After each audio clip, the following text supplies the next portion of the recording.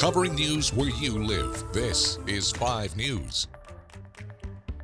Well, thank you for joining us here for the latest news where you live. I'm Joe Ellison.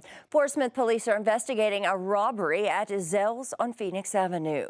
Investigators were called out to the store around 6:15 Monday evening. They say no weapons were used, but one of the 3 suspects used physical force to get away with some merchandise. Investigators at Fort Smith Police Department sent these photos of the suspects they believe are involved.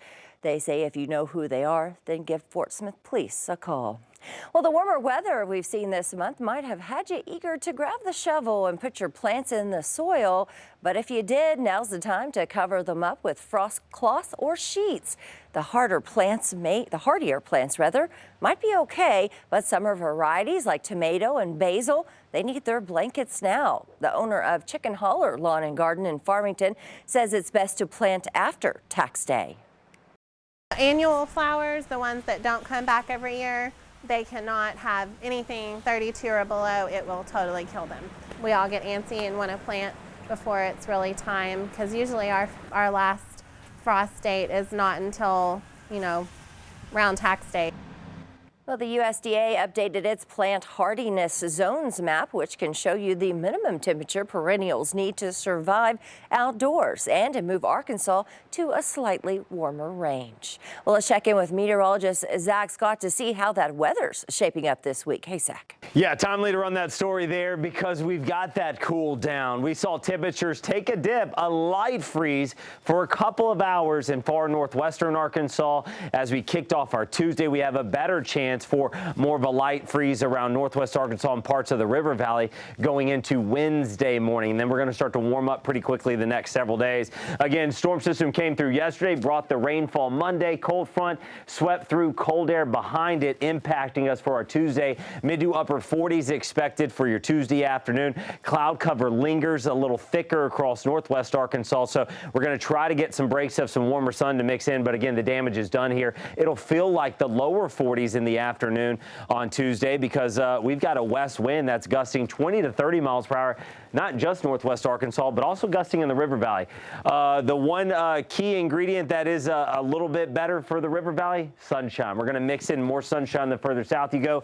Going to try to make it a little more comfortable into those lower 50s. But again, you still have that chilly breeze making it uncomfortable outside. Here's that cold night, 20s and 30s going into Wednesday morning. Joe? All right, thanks for that, Zach. Well, from rising rents to the price of a new home in northwest Arkansas, paying more to have a roof over our head is a problem that many of us are dealing with. Now, one group is working to help families and individuals with different income levels in housing. 5 News reporter Kayla Davis takes a closer look at a new apartment complex offering more affordable housing.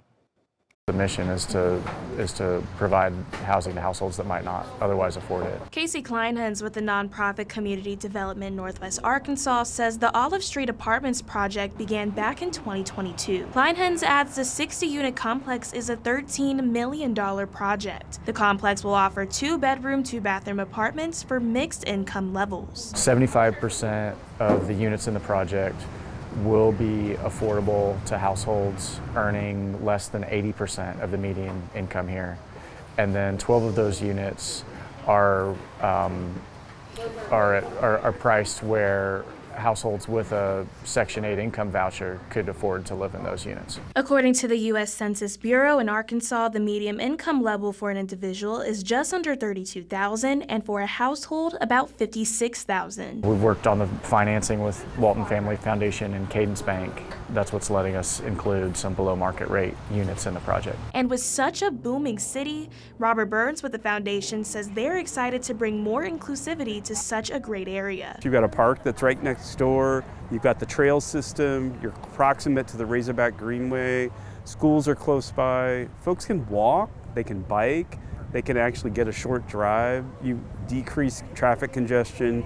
It also just has a sense of a neighborhood. You're close to other housing, other folks that the folks that will eventually live here can interact with. Northwest Arkansas Continuum of Care was also represented at the groundbreaking. They say housing with these new guidelines is a game changer for the homeless. It's going to hit the missing middle group that is so hard to find housing for, and then even those that are even lower income that we might have grants and we might have opportunities for, but there's no housing.